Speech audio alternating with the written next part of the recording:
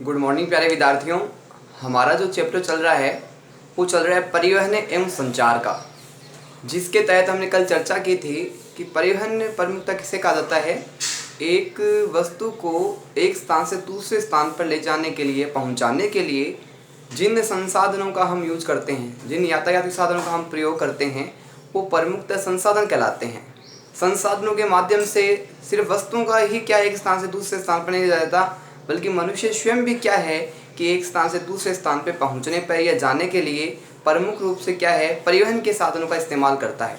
तो एक आधार पे कह सकते हैं हमें वस्तुओं एवं मनुष्यों का एक स्थान से दूसरे स्थान पर जिन साधनों के माध्यम से वो पहुंचता है या जाता है, वो प्रमुख रूप से क्या कहलाते हैं, परिवहन के साधन कहलाते हैं। अब हमने कल बात की थी कि परिवहन के जो साधन है वो प्रमुख रूप से हमने उनको 3 भागों में बांटा था। कितने भागों में बांटा था? 3 भागों में प्रमुख रूप से बांटा था। स्थल परिवहन, जल परिवहन और वायु परिवहन। कितने भागों में बांटा था? स्थल परिवहन, जल परिवहन और वायु परिवहन। जिसके तहत हमारा जो पहला बिंदु है उसके तहत हम विस्तार से चर्चा करेंगे, विस्तार से अध्ययन करेंगे। पहला हमारा जो बिंदु है परिवहन में वो है स्थल परिवहन। स्थल परिवहन है वो प्रमुख रूप से भूमि के ऊपर का जो भाग है उसके द्वारा हम एक स्थान से दूसरे स्थान पर पहुंचते हैं या वस्तुओं का एक स्थान से दूसरे स्थान पर ले जाते हैं। वो प्रमुख रूप से स्थल के ऊपर का जो हिस्सा है वो स्थल परिवहन कहलाता है। अब इसके बारे में हम विस्तार से चर्चा करेंगे, विस्तार से अध्ययन करेंगे। और इसके साथ साथ जैसे जैसे आपको पढ़ाया जा रहा है, जैसे जैसे आपको समझाया जा रहा है, वैसे वैसे प्रॉपर्ली आप नोट्स तैयार करें और उनकी अच्छी तरीके से भी तैयारी करें, ताकि अपना अध्ययन क्या है लगातार आगे बढ़ता जा रहा है। तो ज़रूरी है कि प्रीवियस जो अपने चैप्टर कंप्लीट हो चुके हैं उनकी अच्छी तरीके से तैयारी हो, क्योंकि अच्छी तरीके से तैयारी होगी तो क्या होगा कि हमारे अध्ययन में किसी प्रकार की समस्या या बाधा नहीं आएगी। वरना क्या बाद में एक साथ आपको अध्ययन तैयारी करने में समय नहीं मिलेगा, और समय नहीं मिलेगा तो आपके जो है मार्क्स अच्छे नहीं आएंगे। इसलिए ज़रूरी है साथ साथ में आप तैयारी करते रहें, ताकि आपका अध्ययन भी अच्छा चलता रहे और किसी प्रकार की परेशानी का सामना भी आपको नहीं करना पड़े।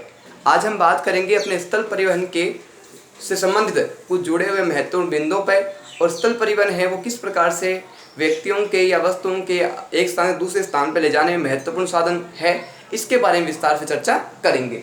सबसे पहले बात आती है सड़क परिवहन की। मनुष्यों या माल को सड़क से होकर ले जाना। सड़क परिवहन प्रमुख रूप से क्या है कि वस्तुओं एवं मनुष्यों को किसके माध्यम से एक स्थान से दूसरे स्थान पर ले जाना? सड़कों के माध्यम से।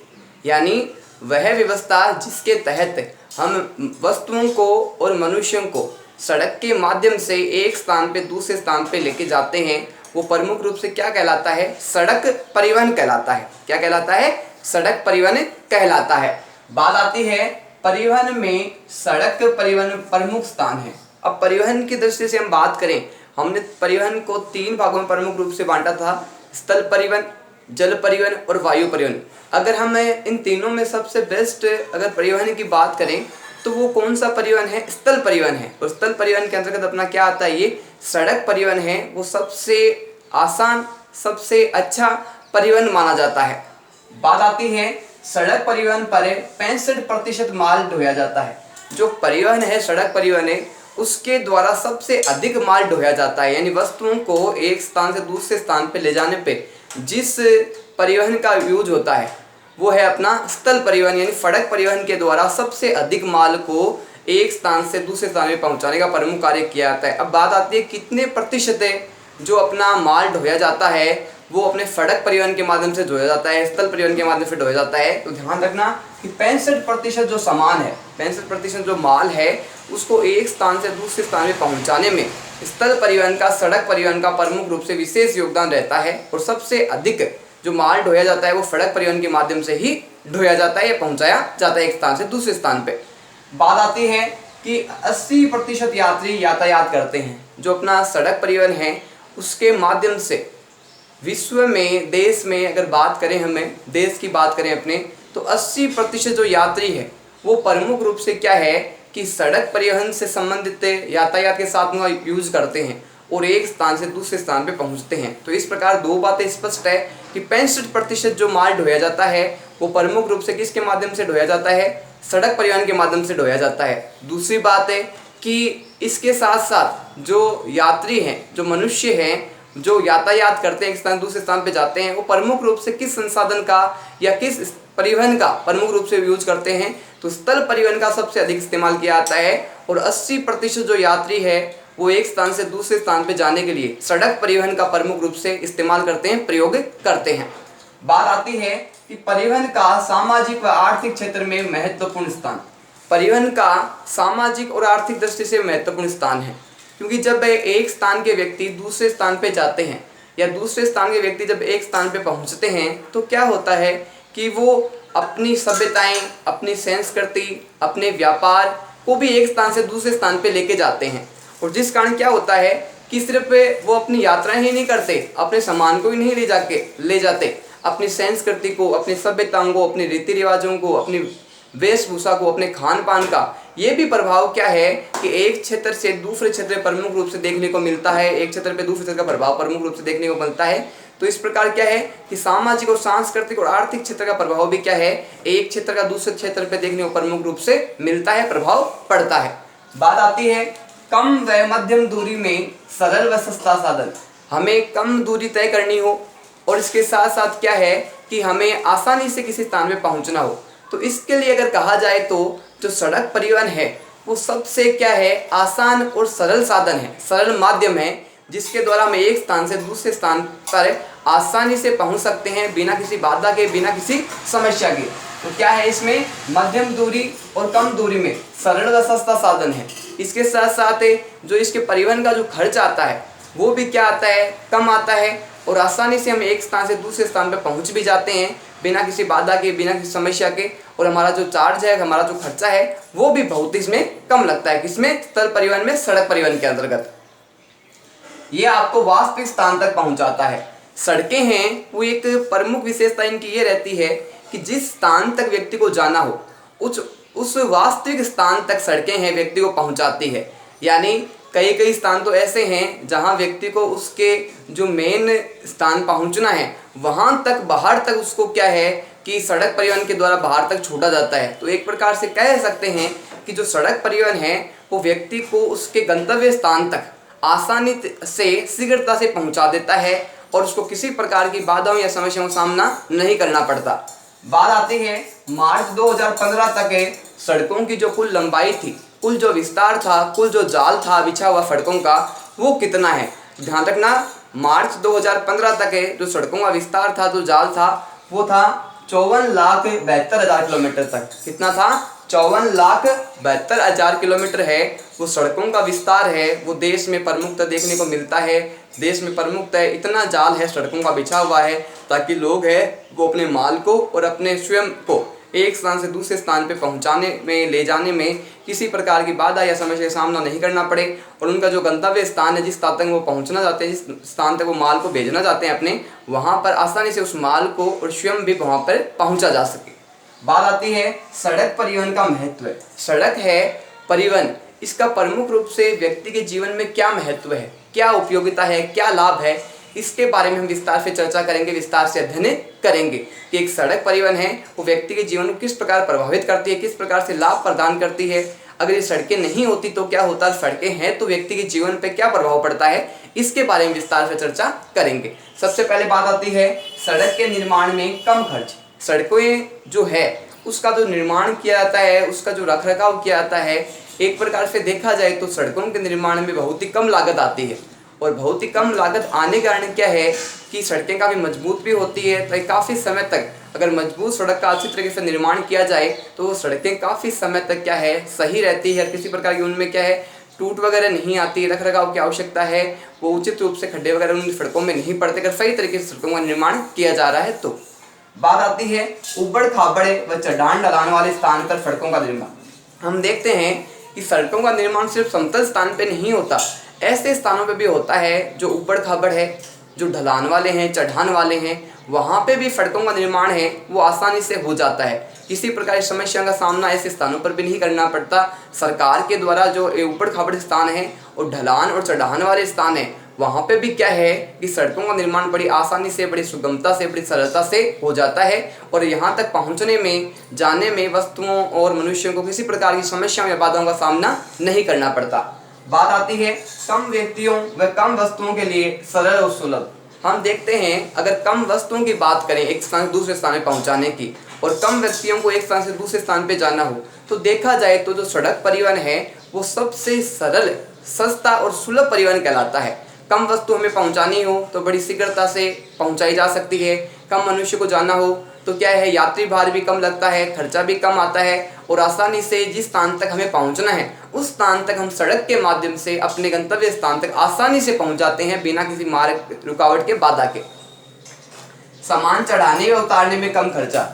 ये जो स्थल परिवहन है, अपना जो सड़क परिवहन है, इसके तहत माल को क्या है कि चढ़ाने में और उतारने में लागत भी बहुत कम आती है, क्योंकि क्या है कि ये जो साधन हैं सड़क परिवहन के, ये अधिक ऊंचाई पे नहीं होते, सामान्य ऊंचाई होती है और सामान्य स्थान पे सामानों को रखना होता है, जिस कारण क्या है कि सामान को चढ़ाने व उतारने में जो लागत आती है, जो खर्चा आता है, वो बहुत ही कम, ना के बराबर आता है।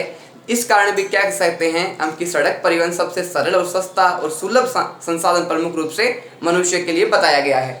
बात आती है गाँव के परिवहन का मुख्य साधन। हम बात करें गांव, शहरों और महानगरों की, तो गांवों की दृष्टि से क्या है कि सड़क परिवहन है वो बहुत ही उचित, बहुत ही सरल, बहुत ही सुलभ, बहुत ही कम खर्चे वाला संसाधन है। क्योंकि गाँवों में प्रमुख रूप से क्या है कि सड़कों की सुविधा सामान्यतः देखने को मिल जाती है, और सड़कों की सुविधा देखने के कारण क्या है कि गाँव के लोगों का जो प्रमुख साधन होता है वो सड़क परिवहन ही होता है प्रमुख रूप से, जिसके माध्यम से वो अपनी वस्तुओं को एक स्थान दूसरे स्थान में पहुंचाते हैं। स्वयं भी क्या है कि एक स्थान से दूसरे स्थान पे जाते हैं, किसके माध्यम से, सड़कों के माध्यम से एक स्थान से दूसरे स्थान पे पहुंच जाते हैं, यातायात के साधनों के माध्यम से। बात आती है सड़कें परिवहन के क्षेत्र में मानव शरीर की तरह। अब जो सड़कें हैं उनकी तुलना किससे की गई है, मानव शरीर से की गई है।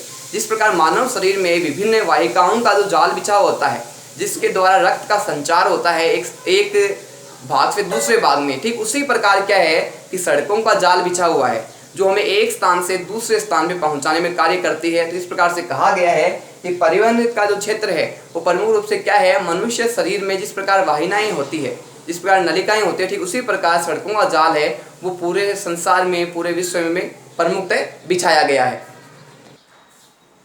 आगे हम चर्चा करेंगे कि ये जो सड़क परिवहन है इसका जो जाल है वो बिछा हुआ है वो किस रूप में है, और किस प्रकार की जो लेन है, जो सड़कें हैं वो विभिन्न क्षेत्रों में, विभिन्न भागों में हमें प्रमुख रूप से देखने को मिलती है। हम देखते हैं कि जहाँ छोटे स्थान हैं, छोटे शहर है, वहाँ पे क्या है, कम लेन देखने को मिलती है, जबकि जो बड़े महानगर है, बड़े बड़े जो शहर है, वहाँ पे बड़ी लेन देखने को मिलती है। बल्कि बड़ी लेन होती क्यों है, क्योंकि बड़े महानगरों में, बड़े शहरों में क्या होता है कि यातायात है वो अधिक रहता है, और यातायात अधिक रहने के कारण क्या है कि वहाँ सड़कें हैं उनकी अधिक लेन की आवश्यकता होती है, ताकि बहुत सारी गाड़ियाँ हैं, बहुत सारी जो बसें हैं या जो यातायात के साधन हैं वो एक स्थान से दूसरे स्थान पर आसानी से पहुँच सके और किसी प्रकार के ट्रैफिक की समस्या का सामना नहीं करना पड़े। तो इसके बारे में विस्तार से चर्चा करेंगे। बात आती है भारत में सड़कों का निम्न भागों में विभाजन। सड़कों का उनके यातायात की दृष्टि से, वहाँ की जनसंख्या की दृष्टि से, परिवहन की दृष्टि से उनको विभिन्न भागों में विभाजित किया गया है। इसके बारे में विस्तार से चर्चा करेंगे। बात आती है स्वर्णिम चतुर्भुज महाराज मार्ग। बात आती है स्वर्णिम चतुर्भुज जो महाराज मार्ग है ये प्रमुख रूप से किन बड़े शहरों को आपस में जोड़ता है, किन प्रमुख स्थानों को आपस में जोड़ता है। तो प्रमुख रूप से ध्यान रखना कि स्वर्णिम चतुर्भुज महाराज मार्ग है, इसका जो प्रमुख रूप से संबंध है वो किन स्थानों से है। तो ध्यान रखना, दिल्ली, कोलकाता, चेन्नई, मुंबई आपस में जोड़ता है। इन चार स्थानों को, दिल्ली, कोलकाता, चेन्नई और मुंबई को, इन चार स्थानों को जो आपस में जोड़ने वाला जो परिवहन है वो कौन सा है, स्वर्णिम चतुर्भुज महाराज मार्ग है जो ये चार स्थानों को आपस में जोड़ता है। बात आती है यह 6 लेन वाली महाराज मार्गों की परियोजना है। अब बात ये आती है ये कितने लेन वाली मार्गों की प्रमुख योजना है।